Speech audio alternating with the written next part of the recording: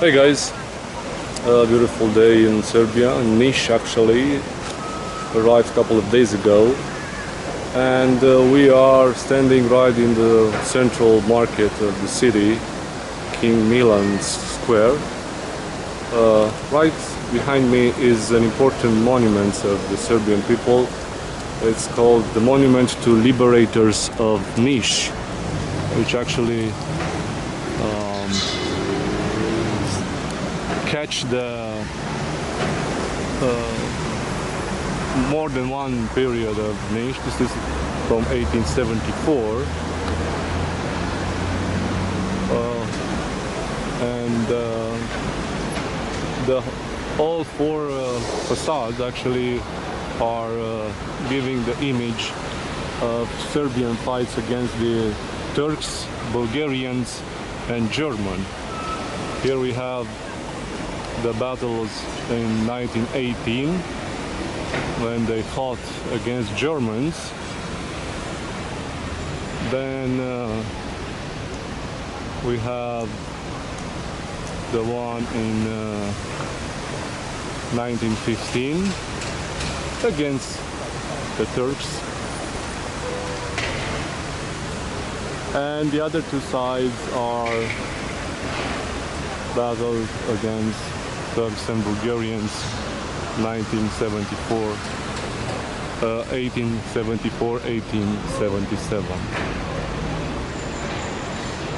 So this is the King Milan Square. We are going to head for the fortress of Niš, and Niš actually is the third largest city in Serbia after Belgrade and Novi Sad. And the first one that came here are the same Skordishi Celts tribes. They came in 279 before Christ. They called the city then Novi Sol. Afterwards the Romans came and they call it Naissos. Here we have the Kyrs fountain.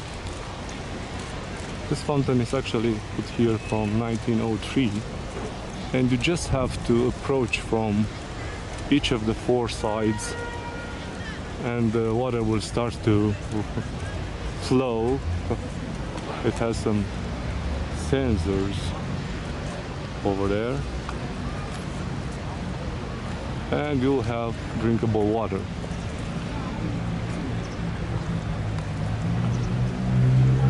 This is actually a place halfway from Europe to Asia, and if you're to be a commander on this way to conquer west or east, because it was exactly between the Western and Eastern Roman Empire,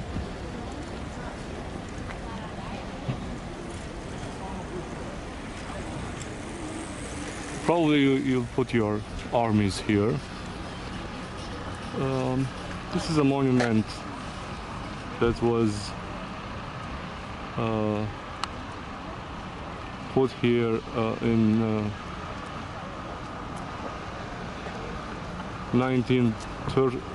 2013 in January, if I remember well, when they were in the year of 1913, when they celebrate the Emperor Constantine and the Empress Helena, his mother, while actually Constantine Emperor is the key figure of this city. We are looking at the river Nisava. It's the river that flows through the middle of the city.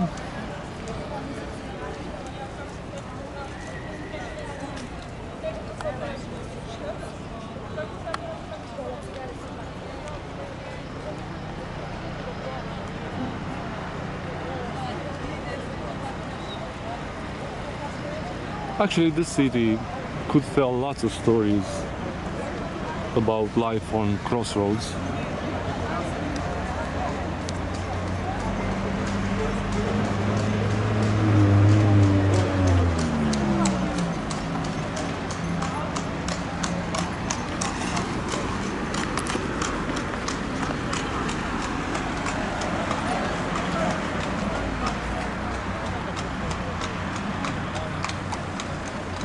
This fortress actually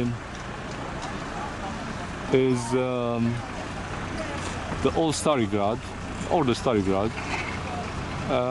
This is the main entrance.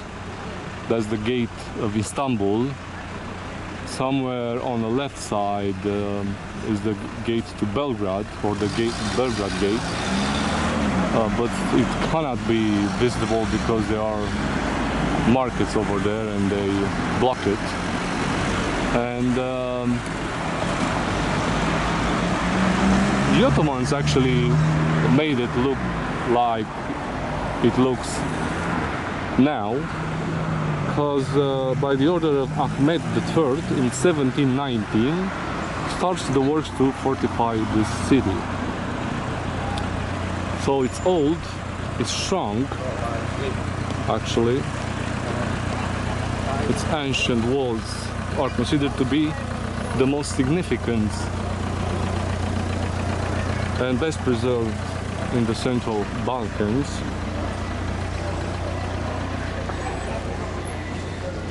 You'll have here a tourist information place. It is really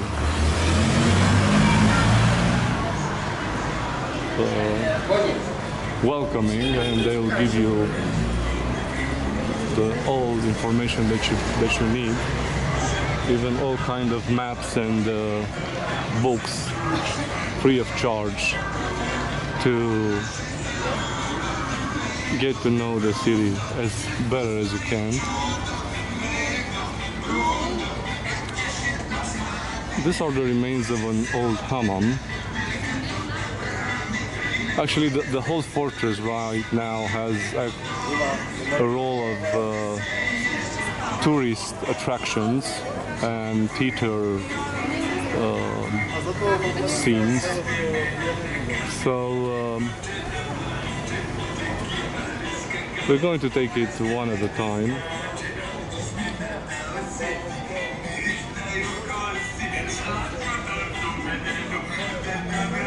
The whole fortress actually has 22 hectares, and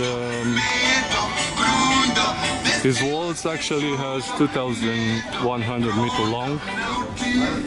The walls are 8 meter high and 3 meters wide.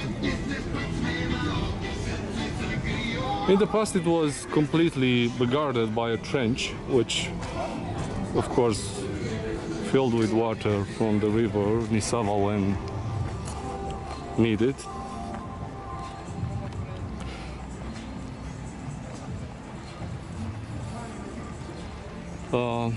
The whole city has 4 gates. We entered to Istanbul gate, and this is Belgrade's gate,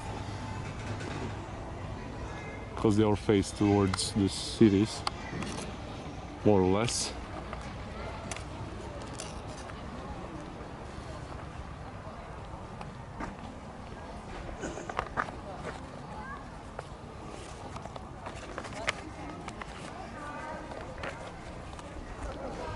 Now we are heading for the monument to Milan Obrenović and his fighters, liberators of Niš. It commemorates the fight for liberation from the Turks. It was erected in 1902.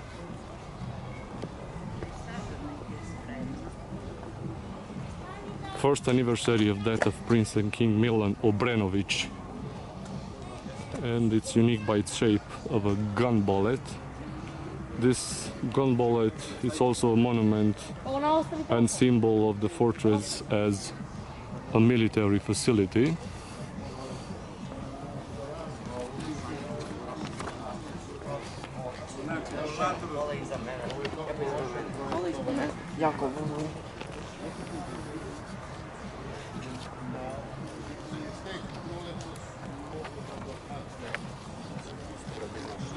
And I want to show you a couple of things.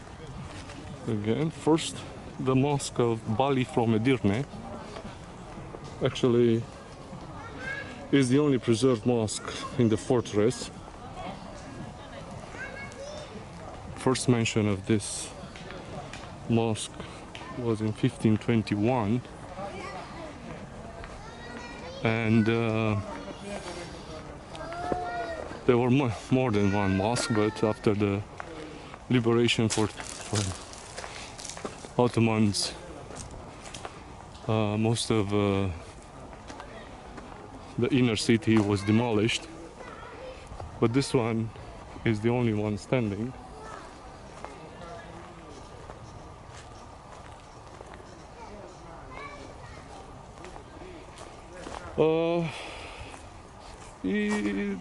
It was also part reconstructed, and it was converted to a gallery called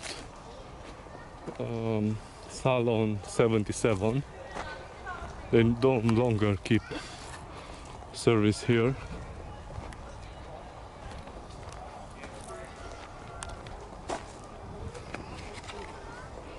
Over here probably,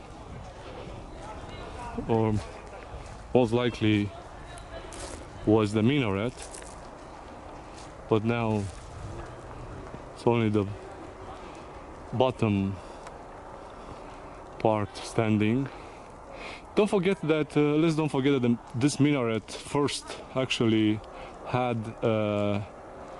architectural role, because being wide as a tower, this part actually was used to draw the warm air from inside the main chamber and threw it outside, giving space of the cold air to stay inside the main chamber where the people prayed.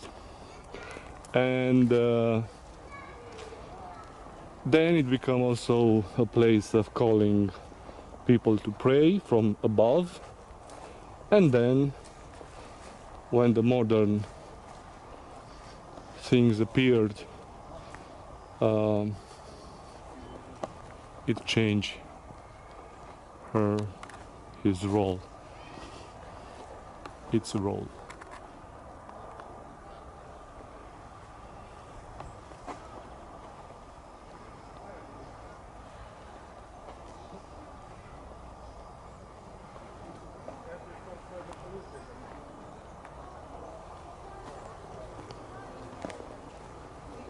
And one more thing that I want to show you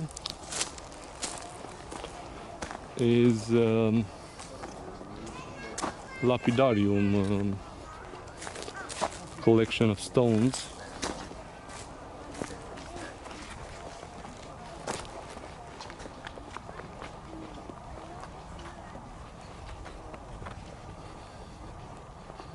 Artifacts, so stone artifacts. And there are more than 40 monuments from the antique period of Niš, between the 1st and 6th century.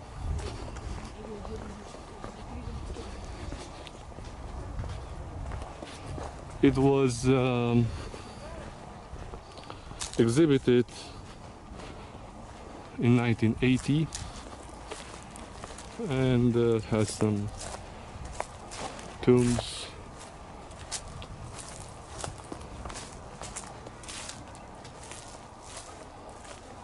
several kinds of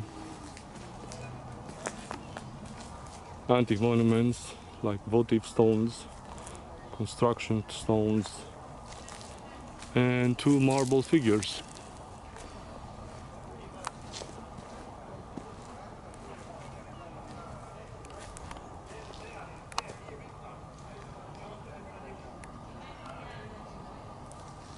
They were found in the fortress, but also in the vicinity of Niš.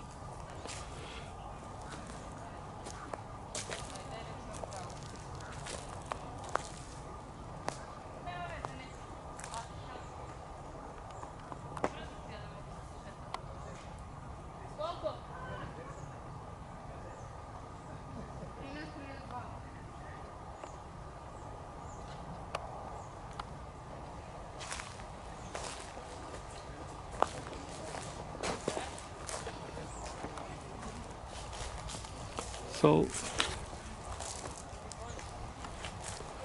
this is the one part of the Niš fortress.